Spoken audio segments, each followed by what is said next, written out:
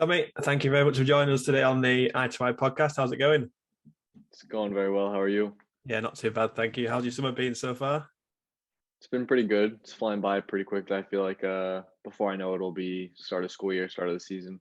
Have But you managed to unwind it and relax at all, or have you continued with the grind in the off yeah, season? I didn't have a lot of time to unwind, but I was able to go home for about a week and a half, almost 2 weeks, and see some family. Take And a bit where's of a is it? holiday. Is it that Texas? Yeah, so I went back to Dallas to see my parents and a couple other people, and then I went on a cruise for about a week, so that was nice. And then came straight back. Cruise, very nice. Where was that to? It was in the Caribbean, so a couple islands in the Caribbean, like Bahamas, stuff like Uh, that. Puerto oh, very Rico. nice. Not Yeah, it was jealous very at all. nice. So moving on, Tommy, as we always do with these podcasts, we take it right back to the beginning. So can you remember when you began to play football and your kind of earliest memory? I mean, I started playing very young because I started off in a French school, and in French schools they start at the age of 2 and they immediately like start with sports. So I've been playing football since I was 2, exclusively as a keeper since I was 5, just right when they introduced it. As far as my earliest memories playing football, I mean, one of my earliest memories I can think of off the top of my head right now is probably a game we were playing like just some small pitch. It was raining, and I remember we won like 5-4 or something against like the Leopards or something, but very early, very early on. And then I more vividly remember the day when I first became a keeper because basically it was like the first training session of the year. We just moved up, and they said, "Listen, we've now got bigger goals. So does everyone want to play keeper?" And me and my friend Quentin, who I'm still friends with today, we both volunteered, and that's where it all started, basically. So when youngsters start playing, they usually start outfield or striker and then Yeah, kind of move their way back up the field. Was that the same case yeah, with you, or was it just volunteered and that was it? The rest is kind of. I history. mean, I like playing on the field. I like playing with the ball at my feet, but I don't, it was more of they needed a keeper. No one else volunteered. I was like, I'll give it a try, and then I just fell in love with it. And even I was showing signs of being a keeper because even when I was playing on the field before there were goalkeepers, I would like sometimes I'd go up, but most of the time I would sit in the back. I remember actually they made a rule in training called the Statue of Liberty rule, where in order for a goal to count, and this is a rule that everyone uses, but in order for the goal to count, everyone had to be past halfway and Hmm. not standing behind, posing like Statue of Liberty. So yeah, I mean, I guess I always showed signs, but I started off on the field and I went in goal pretty quickly. So fast forward a few years to the start of your i2i journey. It's actually quite a little bit different to the rest, wasn't it? As you came over a year earlier, didn't you? Do you want to explain why Yeah. that was? So it sort of started as a joke because I was so excited to come to I2I that I told the coaches and directors when I was, younger, I was about 15 at the time, saying, if I could be there now, I would. And it was meant as a joke, but they responded saying, I mean, technically, you probably could come over because I've got a French passport, so I don't need a visa, which is, a lot of the students when they come over, they rely on getting their visa through the university, and that's how they're able to stay in the UK. But since I had a French passport, I didn't need a visa. So yeah, I came over when I was 16, and I finished my well, I didn't finish. I did my entire senior year of high school online because I was ahead on credits. So I was able to just finish online, go back for graduation, even though graduation during COVID was kind of a joke. But and then yeah, I was able to get here a year early, and I think that was probably the best move I could have made in terms of my career so far, at least. Yeah, well, that perfectly leads me on to my next question, actually. Yeah. Obviously, you had that full year, obviously, before coming onto the program training with Ingy and Nelly. hmm Just how beneficial do you think that was, that extra year has been for your early development? I think it was very, very good for my development, especially because with a lot of all the coaches at I2I being so good and being such great mentors in terms of developing players both on and off the pitch, but trying to build that mentality of the English game and understanding the difference between English and American game and building up aspects of my game, so technical, tactical, mental, physical, early on, that allowed me to basically get a head start on, the first years that were coming in when I was supposed to be a first year. And it just, I mean, in a way it saves time, but it was crucial because I think I would have developed more. I developed more coming a year early than I would have if I'd stayed in the US an extra year. So, And on top of that, obviously, you got to meet and train with our older goalkeepers and obviously yeah, athletes as yeah, well on a daily basis. How good was that for you at just 16, as you mentioned? it was great. I mean, it I definitely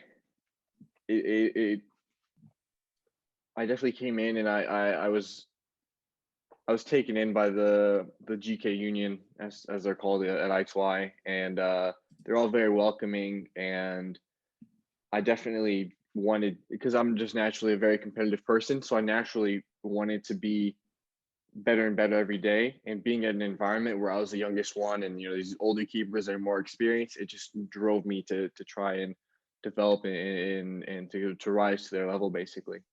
Was that difficult for you then, obviously, being so competitive and kind of obviously you're a few years behind? Obviously, the likes of Braden was there, Josh Sampson, Yeah. they were like 19, 20. Was it difficult for you to kind of change your mindset in that respect? Well, I wouldn't say I necessarily changed my mindset because I'm still very competitive. I think it was more of a question of maturing and realizing that as competitive as competitive as I am, I need to strive for certain levels that are personal to me, and not, instead of comparing them to others necessarily. Because even now I can't, if I went to train with what a great goalkeeper will say, like, I don't know, Ter Stegen, just off the top of my head. If I went to train with Ter Stegen, I can't say, oh, I'm going to be his level, in a year, because that's not realistic. So it's more of ignoring others and just focusing on my personal development. But I still wanted to be, number one in my head. But So when you got around to officially starting the program a year later, you joined the black team. How did you find that in your first year? It was good. It was challenging. It was challenging because it's great. There are a lot of really good players on that team, and so especially with Blunty being, a really good coach, and trying to push me out of my comfort zone per se. It was good to get my brain thinking faster, making better decisions, playing out the back more, challenging myself with my feet. So just hooking it every time I get a pass back or a clearance or anything. So it's definitely a challenging environment. And then I got to, I had the privilege of being alongside Vaughn, who's one of the former i2i keepers, and he was a great mentor for me as well. Gave me a lot of advice, looked after me, all that. So it was definitely, I wouldn't take it back, because I think I've learned a lot since being on the black team. And obviously the black team last year was our last year, so it'll be interesting to see what happens next year. Obviously, you played alongside overall, Noah Fusen, i2i graduate, who's now smashed it in the USL for Columbus Crew. yeah. Does that give you some kind of motivation? Obviously, playing alongside him, and now he's gone on to greater heights. Yeah. I mean, I didn't get to, because he wasn't at the academy last year, which was my technical first year. He was at the academy when I was 16, so I didn't get to play as many games with him. But from what I've seen, from what I've heard, from what I've seen, and I still talk to him every once in a while. His story is quite inspiring. So but it's not just him. I mean, there's plenty of others. Colton with Germany, Zion, everyone on the black teams had really good success. Knock on wood, everyone on that team has been doing really well, and so it's just overall inspiring to see all of them succeeding. Yeah, and as you mentioned, the majority of the black team have now completed the program just earlier this year. How much did you enjoy being a mainstay in that squad for 3 years? I mean, it was a lot of really good memories. Off the field, all like showcase trips, stuff like that. I made some really good memories, and overall, it was a pretty tight knit group. And sometimes I forget, because I've been here since I was 16, and these guys were like 20, 21. So I'm playing with people who are 3-4 years older than me, but it doesn't seem like that at times. It just seems like we're just all just like one team. but overall, great experience. Was that somewhat daunting for you going in there as a much younger player, going to, like you said, playing with players that are 19, 20? Was it daunting, or were you kind of excited and relished the challenge? I was more excited and ready for the challenge. Mhm. I've known that one of the key, like the biggest key to my development is putting myself in environments where I'm not the best player, where Mhm. I'm being challenged by people who are stronger, faster, more athletic, more experienced, and that's how I rise. That's how I get better, is being in environments where I'm pushed. You know, so it was it wasn't necessarily. I think at first I was a bit nervous because I'd seen the black team. I knew that they were very, very good, and I didn't want to be the one to bring that down. Mhm. So uh, I took and I did have a lot of issues with pressure because with me coming over so early, and and because I'd had such a good first year going into my first official year, there was a lot of pressure and a lot of sort of reputation that I didn't ask for, that I Mhm. felt the need to try and maintain.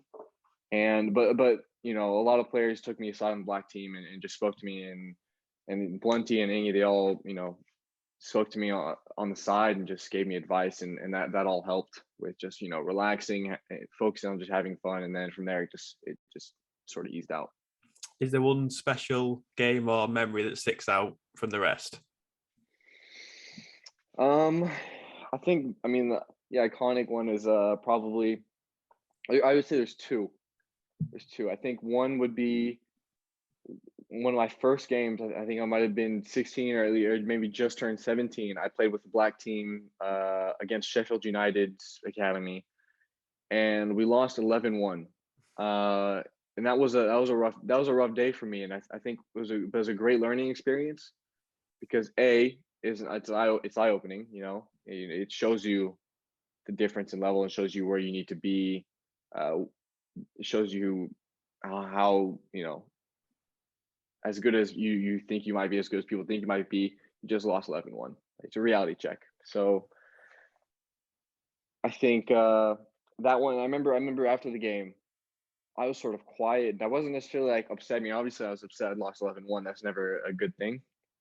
But I remember sitting in the bus, and I was I guess amazed would be a word, because the other black team players, they were less down about it. They were like, the game's over, it's moved on. And they were all just socializing in the back of the bus. And I remember I kept looking back at them and thinking, how could you be this happy after losing 11-1? But then I just realized it's not about being happy. It's about accepting results, and taking them and learning from it, and then moving on is the big one. Is not letting results affect you. So the next day I came into training. Obviously people are going to talk about black team losing 11-1.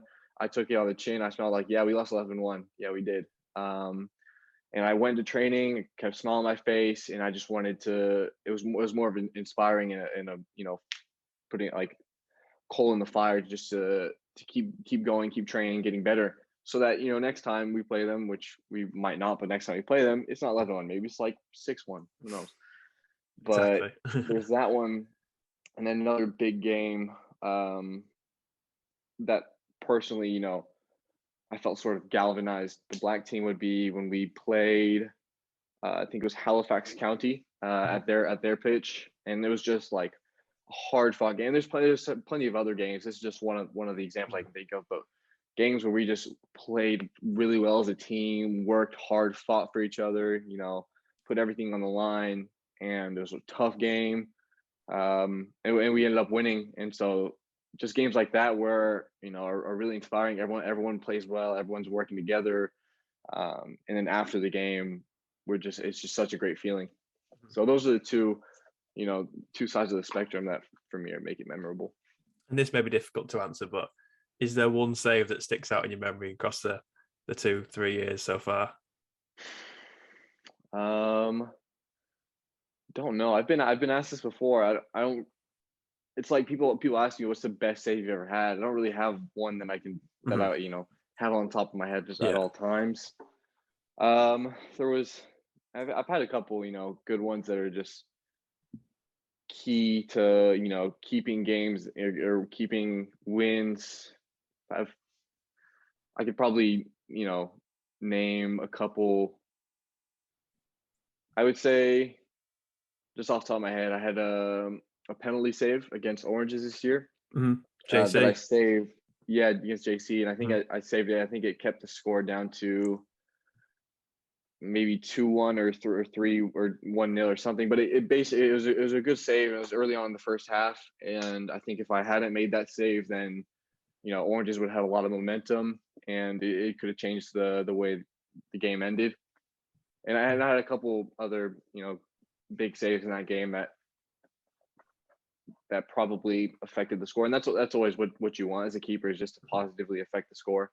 Mhm. So stuff like that, saves like that, are the ones I like. And talk about finishing on a high with the black team. What a way to bow out, winning 3-2 at Yeah, Hemsworth in the most dramatic yeah, fashion too, scoring so late. yeah, yeah. I mean, I always think when I think about that game, it's a good thing he scored, but Donovan tried. Credit to him, he scored a great goal, but he Mhm. tried chipping the keeper, and I remember It's funny you it say was. I was that. I like, literally watched the highlights yesterday of that game, and I mm. saw that clip, and I was like, yeah, I couldn't quite believe what I was seeing, but he made up for it in the end. Yeah, yeah. We all told them, we're like, if you hadn't scored, and if we'd like tied or lost because you tried to chip the keeper from like 3 yards out. Ugh. But yeah, it was a great game. Love it. I told him, and you know, I told him all in the locker room before the game. I was like, I don't care who we're going up against. We're going out on a win, because I have this rule in everything I do. I cannot end on a loss. Anyone who knows me, anyone who you know, in our free time, if I play like video games with someone, Mhm. they know I cannot end on a loss. It's like it's an obsession. And so I was determined. I told them, I was like, I'm not accepting anything but a win today. We're not ending on a loss in the last game of the Blacks. And it's like, you know, it was sort of similar after the last game we played against Orange, where Orange is absolutely spanked us, and credit to the Orange, is a bunch of great guys. Mhm. It was still it was hard it was a hard pill to swallow, because it was last time, the last game against Oranges, and we Mhm. have to end on a loss. And so it's just always, but to end on a win at Hemsworth was a great feeling. Are you somewhat sad that your final year won't be spent with them, or are you the opposite? You're kind of excited for a new challenge for your final year? I mean, I'm definitely gonna. Uh, I think it's a bit of both, because I'm definitely gonna miss the Blacks, and it'll it'll be interesting to see what happens this year. But you know, regardless of whether or not I play with them next year, I'll always stay in touch with all of them. I'm great friends with all of them. I mean, even the ones who I didn't get to speak to as much, or play with as much in the first year, I still consider them, close friends, brothers per se. But this year, I mean, it'll be exciting. I'm okay. I'm ready for a challenge. Mhm.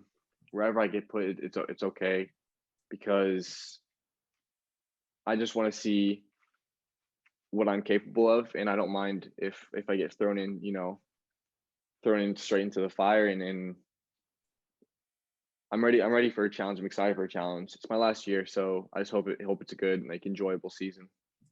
Got to speak about your coach, Jason Blunt, now. How much has he helped you, and how enjoyable has it been playing for him? He's helped me a lot. He's It's very enjoyable. He's a great guy, great coach, and I specifically remember my first year officially with the Blacks. Um, he helped me a lot in terms of how my play style, and he told me to, like, look up to keepers such as Elon Meslier at Leeds, and see how good they are with their feet playing out the back, how comfortable, how confident. Um, and so that was really good for me, for my development, because I sort of understood the game a bit more. And Bunty overall has just been a great mentor to me. He's helped me, get opportunities. Um, some of the trials I've gotten have been through him. So he's just been great for me. Do you think playing out from the back is something that he's kind of instilled in you the most, kind of using your feet and not going long as much? Uh, I would say so. I mean, I've definitely, even before I came to I2i, I was playing out the back for about 50% of the time. Sometimes you go long, because I've always sort of had that in the locker to just boom it. So Mhm. but he's definitely pushed me in terms of making myself more available and not just doing like the first pass off a goal kick and being like, there you go, you guys have it. And then if they pass it back, I just clear it. More like looking for the next pass. The same thing field players do, basically, just looking, checking your shoulders, looking at spaces, looking at pressure.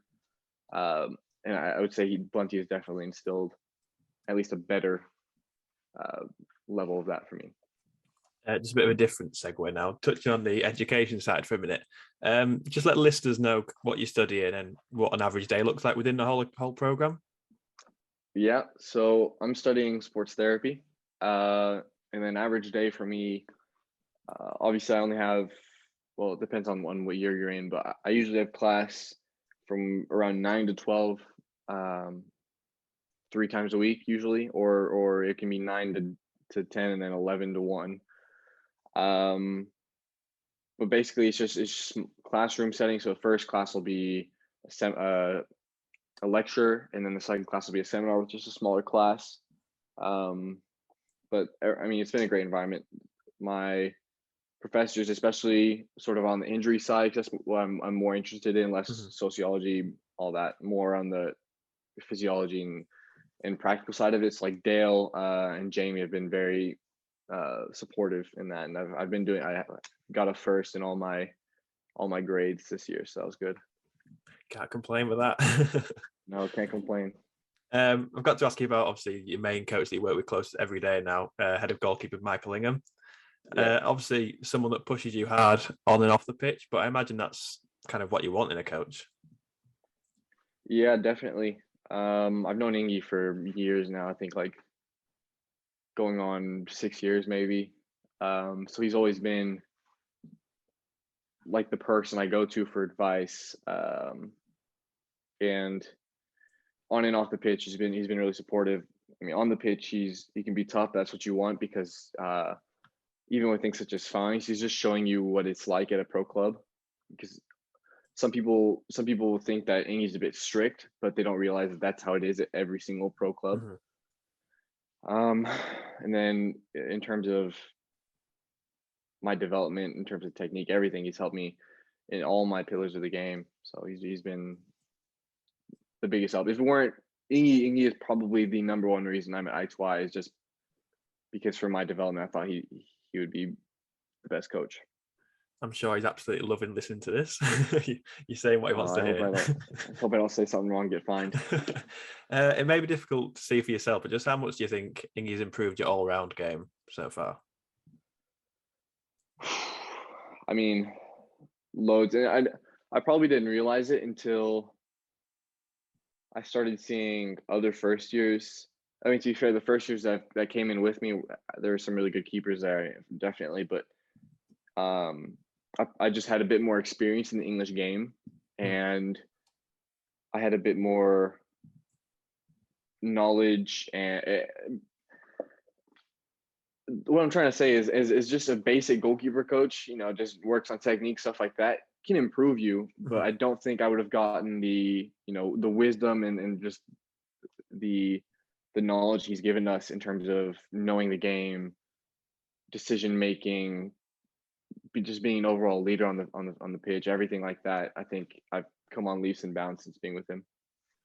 And obviously, the goalkeeper union always seems a really tight knit group. In September, obviously, more will be joining, of course. What advice would you give to those coming in as first years in a couple of months? Obviously, you've said a few things that they'll probably take away, but any specific advice you'd give to them that are coming in?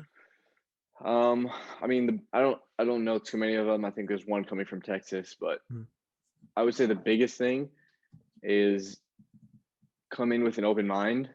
If there's any arrogance or ego, drop it.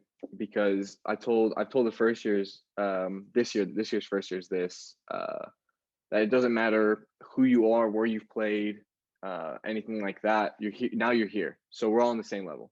We come in, we're all on the same level. You're not better than anyone else here, because if you were, you wouldn't be here. So I just always tell them to come in with an open mind, because English goalkeeping is different than American goalkeeping, and the English game is different. English game is, every country is different, has different playing style in terms of goalkeeping, and you'll see that if you go play anywhere else. And so just to come in with an open mind, because what you think is the maybe the best way to goalkeep uh, from where you're from might not be the best way to do it here. So just come in with an open mind, be fit, make sure you're, doing your fitness, going to the gym before you actually get here, or else it's going to be a really rough sort of ramp up. But if you're already up here, then it's just you just ease into it. That's the biggest thing, probably. I wanted to ask you about your semi-professional journey so far now. Obviously, you featured for the likes of Tadcaster Albion, Scarborough Athletic, Selby Town. How grateful are you as a young and up-and-coming goalkeeper to be given great opportunities like this? Very grateful. I mean, and once again, this is where I have to thank a lot of the i2i coaches, because so many of my opportunities have come through them. I've only gotten 2 trials on my own in France, but the other ones I've gotten at like Glentoran, Notts County, Hull City. I think those are the main ones, but those were all through i2i coaches. So I'm very grateful for the opportunities I've been given, and I'm always hungry for more. But I also have to remember that I'm young, and I have to be patient, and it'll get better with time. But I'm very grateful for the opportunities I've been given, and every time I go out there, I tell myself just to have confidence in myself that I'm good enough to be there, and I just have to go out and prove it, and go out and show what I can do, and just reset every game, and just build back up on positive performances.